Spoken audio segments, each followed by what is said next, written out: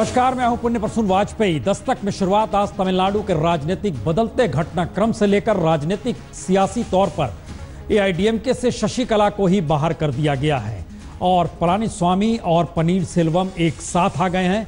122 विधायकों ने एक साथ कहा है कि एक परिवार के हाथ में पार्टी नहीं दी जा सकती है। 20 मंत्री भी पलानीस्वामी के साथ थे और उन्होंने कहा कि इसी रूप में फैसला लेना जरूरी है। हालांकि आखिरी मुहर नहीं लगी है, लेकिन बावजूद इसके बता दें ये फैसला पार्टी के भीतर लिया जा चुका है। तो एआईडीएमके से शशिकला बाहर कर दी गई है और एक लिहाज से कहा जाए तो लड़ाई आखिर में चुनाव चिन्ह को लेकर ही है कि दो पत्ती का चुनाव चिन्ह किसके पास रहेगा। और अगर यह स्थिति आती है तो जाहिर है पनीरसेल्वम और पलानीस्वामी के पास चुनाव चिन्ह लौट आएगा। पूरी सरकार साथ खड़ी है। लेकिन दस्तक में बात आज कुछ इतर होगी, क्योंकि आज जिस तरीके से खबर आई गिरफ्तारी की, फिर खबर आई जमानत की, और इन सब के बीच यह भी खबर आई कि देश के भीतर कर्जदार किसान खुदकुशी कर रहे हैं। तो आइए उसकी शुरुआत करते हैं देखते समझते हुए। एक तरफ अरबों का कर्ज, दूसरी तरफ चंद हजार का कर्ज। तो बैंकों को 9,000 करोड़ का चूना लगाकर लंदन में बैठे विजय माल्या को 2 घंटे के भीतर जमानत मिल गई। भारतीय समयानुसार दोपहर 2:30 बजे लंदन की पुलिस ने माल्या को थाने बुलाया, उनके खिलाफ मामले की जानकारी दी, वेस्टमिनिस्टर मजिस्ट्रेट की कोर्ट में पेशी के लिए जाने को कहा और तमाम कार्रवाई के बाद 2 घंटे के भीतर ही यानी 4:30 बजते बजते खबर आ गई कि माल्या को जमानत मिल गई। तो कितना मुश्किल या कितना आसान है माल्या को भारत लाना, उसे जानने से पहले जरा देश के भीतर की इस हकीकत को समझ लीजिए कि बैंकों को चपत लगाकर कौन फरार होता है और कौन खुदकुशी कर लेता है। महाराष्ट्र के नासिक में 3 युवा किसान मनोज सावंत, राकेश शिवाले और साहेब राव सोनवने ने रविवार के दिन इसलिए खुदकुशी कर ली क्योंकि इनके पास बैंक को लौटाने के लिए कर्ज की रकम नहीं थी। मनोज के ऊपर 80,000 तो राकेश के ऊपर 60,000 और साहेब राव के ऊपर तकरीबन 65,000 का कर्ज था। यानी तीनों को मिला दीजिए तो कुल 2 लाख के कर्ज तले इन 3 किसानों ने खुदकुशी कर ली। और दूसरी तरफ यूपी के बागपत के ये उन किसानों की तस्वीर है जो हाथ में पीएम सीएम के नाम पत्र लिखकर इच्छा मृत्यु की गुजारिश कर रहे हैं। गन्ना किसानों के इस जमावड़े में धीर सिंह हो या राजवीर सिंह या फिर राजेंद्र हो या विजेंद्र या दीपक, सभी का यही कहना है किसानी के तौर पर उनकी माली हालत इतनी बुरी हो चली है कि बच्चों के स्कूल की फीस नहीं दे सकते, किताब खरीदने के पैसे नहीं हैं, परिवार में बीमार का इलाज कराने के पैसे नहीं, बीज खाद कटाई बुआई के लिए भी पैसा नहीं है, तो फिर इच्छा मृत्यु की मांग ही सही। तो किसानों की इन 2 तस्वीरों के भीतर के सच से पहले एक बार फिर माल्या के सच को समझ लें। जो शख्स लंदन में भगोड़ा बन बैठा है उसे भारत लाने में सबसे बड़ी मुश्किल ब्रिटिश क्राउन लॉ के मुताबिक सबूत पेश करने की है, क्योंकि इससे पहले गुलशन कुमार मर्डर केस में नदीम के प्रत्यार्पण को लेकर भारतीय टीम जब सबूत लेकर लंदन पहुंची तो वहां सबसे बड़ी मुश्किल सबूतों को लेकर ही आई। नदीम को एक्सट्राडिट करने के लिए मैं खुद लंदन में कई बार भारत सरकार की तरफ से गया था और वहां हमने जो सबूत पेश किए थे वो सबूत ब्रिटिश न्यायालय ने उनके कानून के आधार पर उसको असेस किया था। मेरे ये बात समझ में नहीं आ रही है कि जब हमारे सबूत हमारे कानून के मुताबिक अगर गुनाह बनता है तो उस देश के कानून के मुताबिक उसको असेस क्यों करना है, ये एक बड़ा अहम सवाल इसमें। और दरअसल यही संकट माल्या को लेकर है, क्योंकि प्रत्यार्पण मामले में भारत कैटेगरी 2 के टाइप बी वाले मुल्कों में शामिल है। इसमें फैसला ब्रिटेन का विदेश मंत्रालय और अदालत दोनों करते हैं और इसकी प्रक्रिया खासी लंबी है। यानी 17 मई को जब अगली सुनवाई होगी तब औपचारिक तौर पर भारत सिर्फ प्रत्यार्पण का आग्रह करेगा और उसके बाद शुरुआती सुनवाई शुरू होगी। ये सब कैसे होगा, ये अगली रिपोर्ट में।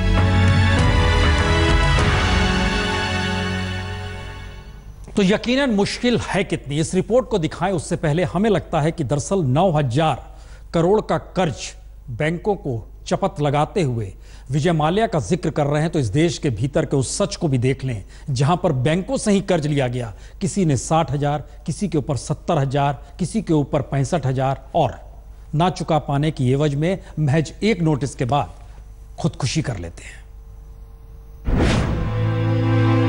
नाम मनोज शांताराम सावंत, उम्र 25 बरस, कर्ज 60,000। पता गांव वाके, मालेगांव तालुका, नासिक, महाराष्ट्र। और रविवार को मनोज ने खुदकुशी कर ली। माता पिता का इकलौता बेटा मनोज, जिसने 2.25 एकड़ की जमीन पर बड़ी मेहनत से प्याज और मक्का की खेती की थी। 2 बरस पहले सूखे की मार के बाद, पिछले बरस की बारिश के बाद मनोज की उम्मीदें जागी थी और उसे लगा था पिता के नाम पर बैंक ऑफ महाराष्ट्र का 60,000 रुपए का कर्ज वो वापस कर पाएगा। लेकिन खेत की फसल वो जब मार्केट में ले गया तो उसकी लागत का भाव तक नहीं मिला और आखिरकार कोई रास्ता न देखते हुए उसने रविवार रात 8:30 बजे पड़ोसी के तालाब में कूदकर जान दे दी। उनके बावजूद 3 साल से यहाँ से बारिश वगैरह कुछ नहीं है। वो खेती करने के बाद भी जो प्याज आता था वो प्याज कोई भाव नहीं मिलता था। किसान इसी वजह से परेशान था। वो बच्चा वो परेशानी की वजह से उन्होंने ये सुसाइड कर लिया। नाम राकेश प्रकाश शेवले, उम्र 24 बरस, कर्ज 70,000। पता गांव निम्ब्याती, मालेगांव तालुका, नासिक, महाराष्ट्र। और रविवार को राकेश शेवले ने भी खुदकुशी कर ली। 24 बरस का राकेश अपने 3 भाइयों में सबसे छोटा, पर घर का सारा काम वही देखता था। अपनी माँ का सोना 40,000 रुपए के लिए गिरवी रखा था, अपने दोस्तों से कुछ पैसा लिया था और जिला बैंक से 70,000 रुपए का उधार लेकर 6 गाय भी खरीदी और 3.5 एकड़ जमीन में प्याज की खेती की। पिछले महीने उसकी 3 गाय मर गई और प्याज का मोल मार्केट में मिला नहीं। ऊपर से बैंक से लोन वापसी का नोटिस आ गया। अपने दोस्तों को भी वो पैसा लौटाने की हालत में नहीं था तो सोमवार सुबह 7:30 बजे घर के बगल के खेत में उसने फांसी लगा ली। खेती का कर्जा और सोसाइटी, एनडीसी सोसाइटी का कर्जा, इससे तंग आके फसल को भी भाव नहीं और बारिश समय पे बारिश नहीं होती, इसकी वजह से वो किसान हैरान हो गया। इसकी वजह से उसने खुदकुशी कर ली।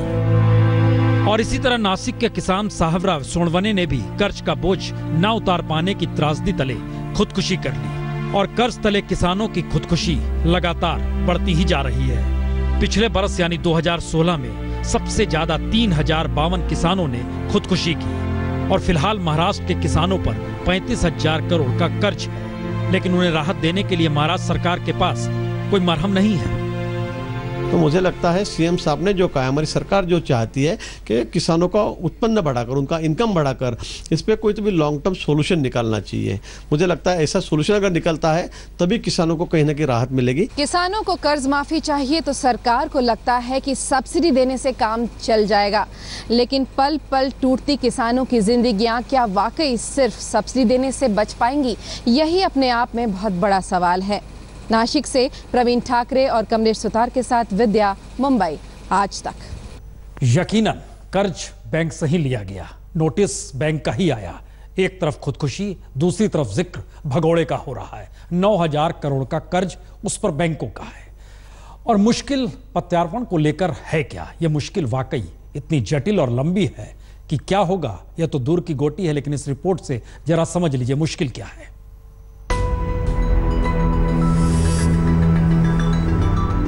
तो 18 अप्रैल यानी आज सुनवाई हुई, पेशी हुई, जमानत मिल गई और अब 1 महीने बाद सुनवाई शुरू होगी। तो महीने भर बाद विजय माल्या के प्रत्यार्पण मामले में सुनवाई जब शुरू होगी तब प्रत्यार्पण को लेकर भारत सरकार अदालत से आग्रह करेगी। उसके बाद कार्रवाई की शुरुआत में विदेश मंत्री को तय करना है कि आग्रह को सर्टिफाई करे या नहीं।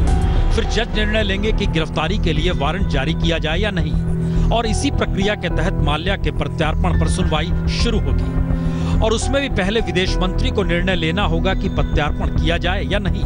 और अगर प्रत्यार्पण पर विदेश मंत्री की हरी झंडी होती है तो फिर भारतीय जांच एजेंसी को क्राउन प्रोसिक्यूशन सर्विस के अनुरूप सबूत पेश करने होंगे और फिर ब्रिटिश गृह मंत्रालय के इंटरनेशनल क्रिमिनलिटी यूनिट सबूतों को परखेगी। जो बड़ी दिक्कत हमें आएगी, जो क्राउन प्रोसिक्यूशन सर्विस हमारा एविडेंस ब्रिटिश कानून के मुताबिक प्राइमा फेसी एविडेंस बनता है कि नहीं बनता है, इसके कोर्ट के सामने दलील पेश की। अगर ब्रिटिश कोर्ट मानती है तो प्राइमा फेसी एविडेंस है उनके कानून के मुताबिक, तो शायद एक्सट्रेडिशन की पहली स्टेप खत्म हो जाएगी। वहां भी सब ठीक रहा तो गृह मंत्रालय अपनी सहमति अदालत को देगा और अगर अदालत सहमति दे देता है तो फिर पर्याप्त जानकारी उपलब्ध जो कराई गई है उसके बाद गिरफ्तारी वारंट जारी होगा और गिरफ्तारी के बाद ही शुरुआती सुनवाई प्रत्यार्पण को लेकर शुरू होगी और सुनवाई पूरी होने के बाद अगर जज संतुष्ट होते हैं तो मामले को विदेश मंत्रालय की तरफ बढ़ा दिया जाएगा। और खास बात यह है कि विदेश मंत्रालय को मामला भेजने के 2 महीने के भीतर विदेश मंत्रालय को फैसला करना होता है और ऐसा अगर ना होता है तो फिर माल्या रिहा होने के लिए आवेदन कर सकते हैं। हालांकि विदेश मंत्री अदालत से फैसला देने की तारीख आगे बढ़वा भी सकता है और इस पूरी प्रक्रिया के दौरान माल्या के पास हाईकोर्ट और सुप्रीम कोर्ट में अपील करने का अधिकार भी रहेगा। इसमें जो भी कानून सम्मत होगा वो कदम उठाएंगे और लाने की कार्रवाई की प्रक्रिया ये है कि जो जिस प्रकार से लाने की प्रक्रिया होती है उसके तहत ही बुलाने का काम किया जाएगा। यानी माल्या के भारत लौटने का रास्ता खासा जटिल और लंबा है, क्योंकि याद कीजिए पिछले बरस मई में भारत सरकार ने ब्रिटेन से कहा था कि माल्या को भारत को सौंप दिया जाए क्योंकि उनका पासपोर्ट रद्द कर दिया गया है।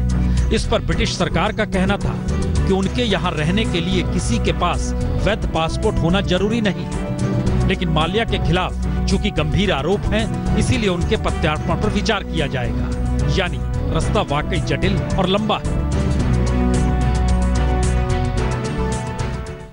और जटिल रास्ता यही नहीं थमता है। कल्पना कीजिए समूची दुनिया में कोई अपने देश को छोड़कर लंदन में ही शरण क्यों लेता है। भारत के सन 57 भगौड़े हैं, 15 की मांग भारत कर रहा है। हम आपको बताएंगे दरअसल ये मिजाज क्यों है और इससे पहले क्या वाकई किसी को लंदन से लाया जा सका है या नहीं। लेकिन उससे पहले फिर दोबारा लौटिए इस देश की उस जमीन पर जहां पर खेती होती है। और उत्तर प्रदेश में बागपत का इलाका गन्ना किसान पत्र भेज रहा है दिल्ली को और लखनऊ को और कह रहा है हमें खुदकुशी करने की इजाजत दे दीजिए। माननीय प्रधानमंत्री जी, भारत सरकार नई दिल्ली। निवेदन यह है कि प्रार्थी गण ग्राम बावली तहसील बड़ौद जिला बागपत के किसान हैं। प्रार्थी गण SBEC शुगर लिमिटेड लोयन मलकपुर जनपद बागपत के सदस्य हैं। हमारा गन्ना उक्त शुगर मिल में डाला जाता है। शुगर मिल द्वारा अब तक पिछले गन्ना सीजन का भी पूरा भुगतान नहीं किया गया है और सत्र 2016-17 का कोई गन्ना भुगतान नहीं किया गया है। हम कृषक गण अपने बच्चों की फीस किताबों का खर्च नहीं उठा पा रहे। इलाज कराने में बड़ी मुश्किलों का सामना करना पड़ रहा है। बीज, खाद, दवाई, बुआई, कटाई का खर्च बिना भुगतान के मुमकिन नहीं और भुगतान न होने की स्थिति में हम कृषक गणों को आत्महत्या के लिए मजबूर होना पड़ेगा। तो देश के PM से इच्छा मृत्यु की इजाजत मांगता ये खत बागपत के गन्ना किसानों का है। ऐसा ही खत यूपी के CM को भी लिखा गया है। गन्ना किसान परेशान है क्योंकि चीनी मिल से उन्हें भुगतान मिल नहीं रहा। भुगतान नहीं मिल पा रहा तो किसानों के बच्चे स्कूल नहीं जा पा रहे, शादियां अटकी पड़ी है। हारी बीमारी में किसान जाएंगे कहां और उन्हें समझ नहीं आ रहा। कई गन्ना किसानों ने सरकार को अल्टीमेटम दे दिया है कि 15 दिन में गन्ने का भुगतान हुआ नहीं तो 16वें दिन वह खेत पर जाकर खुदकुशी कर लेंगे। SDM साहब से लिखित में मांगा था कि हमें इससे बेहतर तो यह है कि इच्छा मृत्यु ही दे दी। 16वें दिन में अपने खेत में जो हमारा कुआं है 12 की जो होती है उसमें जिंदा समाधि ले जाऊंगा। यूपी सरकार ने सत्ता संभालते ही जो बड़े फैसले लिए उनमें एक गन्ना किसानों का बकाया भुगतान भी है। योगी सरकार ने चीनी मिलों से किसानों के इस बरस का गन्ना भुगतान 23 अप्रैल तक करने को कहा है, जबकि पुराना बकाया 120 दिन में कराने को कहा है। लेकिन परेशानी से जूझते किसानों के सब्र का बांध टूट रहा है। जितने भ्रष्ट अधिकारी उस सरकार में थे इतने ही आज हैं। जो विभाग किसान के लिए मतलब जो है चुने गए हैं भाई इससे फायदा होगा या वो होगा, उस विभाग में कहीं भी आप जांच करा के देख लें कोई भी अधिकारी ठीक नहीं है। हर आदमी को पैसा चाहिए। अगर हमारे पास पैसा होता तो फिर हम छूट के लिए उसके लिए क्यों दौड़ते। गौरतलब है यूपी में गन्ना किसानों को 4,303 करोड़ रुपए बकाया है और गन्ना किसानों के भुगतान की समस्या सिस्टम का नासूर बन चुकी है। आलम यह है कि भुगतान नहीं होने से किसान लगातार आत्महत्या भी कर रहे हैं और चंद दिन पहले ही हरदोई के हरियाणवा के लल्ला सिंह ने इसी परेशानी में आत्महत्या कर ली। लल्ला सिंह को चीनी मिल वाले परेशान करते रहे। उस पर 65,000 का कर्ज था। गन्ना सूख रहा था। परेशान लल्ला खेत पर गया और आम के पेड़ पर फंदा डालकर खुदकुशी कर ली। तो बागपत के किसानों के इस पत्र को समझा क्या जाए? क्या यह धमकी है यह हालात इतने जटिल हो चले हैं कि पीएम सीएम को जानकारी देने के बाद अब वह खुदकुशी कर लेंगे। जाहिर है पत्र को धमकी समझे न समझे, लेकिन इसकी गंभीरता को समझने की जरूरत जरूर है। दुष्यंत त्यागी, बागपत, आज तक। तो जमीन पर मुश्किल हालात तो है, लेकिन एक दूसरे हालात ब्रिटेन के साथ एक्सट्रेडिशन ट्रीटी के मद्देनजर क्या वहां से वाकई कोई लाया जा सकता है? जटिलता आपने समझ ली, देख ली, और अब देखिए उस फहरिस्त को जो बीते 14 बरस के इस देश की फहरिस्त है, दुनिया के किस किस हिस्से से किसे किसे लाया गया। तो 2002 से 7 दिसंबर 2016 तक कुल 61 अपराधियों की यह सूची है जिन्हें भारत प्रत्यार्पित किया गया। विदेश मंत्रालय की इस सूची में उन सभी 61 नामों की जानकारी है, साथ ही उन्हें कहां से प्रत्यार्पित किया गया उस देश का भी नाम है, और इन पर जो आरोप है उसमें आतंकवाद, मुंबई ब्लास्ट, हत्या, आपराधिक साजिश, फ्रॉड, चीटिंग जैसे मामले हैं जिन्हें इन्हें भारत लाया गया। लेकिन आपको हैरानी हो सकती है, बीते 14 बरस में ब्रिटेन से सिर्फ एक शख्स भारत प्रत्यार्पित हुआ। जी, लिस्ट में आखिरी नाम से एन पहले इस नाम पर गौर कर लीजिए, समीर भाई विनू भाई पटेल। 42 बरस के समीर भाई विनू भाई पटेल को बीते बरस नवंबर में ब्रिटेन से भारत लाया गया। समीर भाई गुजरात के आणंद जिले के ओड़े गांव में 2002 में हुए दंगों के आरोपी हैं। पटेल पर हत्या के 3 मामले समेत हिंसा करने के 2 मामले और आगजनी का एक आरोप है। दंगे के करीब 1 साल बाद जमानत पर बाहर आने के बाद वह देश छोड़ ब्रिटेन भाग गया था। रेड कॉर्नर नोटिस के बाद बीते साल अगस्त में पटेल को लंदन से गिरफ्तार कर लाया गया। रेड कॉर्नर नोटिस के आधार पर लंदन पुलिस ने उसे डिटेन किया। डिटेन करने के बाद खुद अहमदाबाद पुलिस वहां पे गई और समीर पटेल को एक बार फिर अहमदाबाद लेकर आई, जिस पर मामला फिलहाल आणंद की लोकल कोर्ट में चल रहा है। लेकिन बीते साल 22 सितंबर को ब्रिटेन के गृह मंत्री अम्बेर रड ने जब प्रत्यार्पण के आदेश पर दस्तखत किए तो भारत के लिए उस वक्त यह सबसे बड़ी सफलता थी, क्योंकि 1992 में भारत और ब्रिटेन के बीच प्रत्यार्पण संधि हुई। लेकिन संधि के तहत पहला प्रत्यार्पण तकरीबन 24 बरस बाद पिछले बरस ही समीर भाई विनू भाई का हुआ। लेकिन यहाँ सवाल समीर भाई का नहीं, सवाल तो उन हाई प्रोफाइल भगोड़ों का है जो भारत से भागकर ब्रिटेन में रईसी की जिंदगी जीते हुए भारतीय कानून को ठेंगा दिखा रहे हैं। क्योंकि सच यह है कि भारत से करीब 57 भगोड़े ब्रिटेन में हैं और पिछले बरस मार्च में भारत ने 15 भगोड़ों को प्रत्यार्पित करने की गुजारिश ब्रिटिश गवर्नमेंट से की थी। तो सवाल यही है, ब्रिटेन से आने वाला दूसरा भगोड़ा होगा कौन? क्योंकि हाई प्रोफाइल की सूची में नदीम भी है, ललित मोदी भी, विजय माल्या भी, रविशंकर भी, टाइगर हनीफ भी, क्रिश्चियन मिशेल भी। लेकिन अब आसबंदी है विजय माल्या के प्रत्यार्पण की। लेकिन अभी इंतजार करना होगा, क्योंकि दंगों के आरोपी समीर भाई विनू भाई पटेल ने प्रत्यार्पण की सुनवाई के दौरान विरोध नहीं किया था और माल्या लगातार प्रत्यार्पण का विरोध कर रहे हैं। जाहिर है इन सवालों के बीच एक तरफ विजय माल्या, दूसरी तरफ इस देश का किसान, और इन सब के बीच तमिलनाडु की बदलती राजनीति। गीत कौन सा सुनेंगे? सुनिए जरा।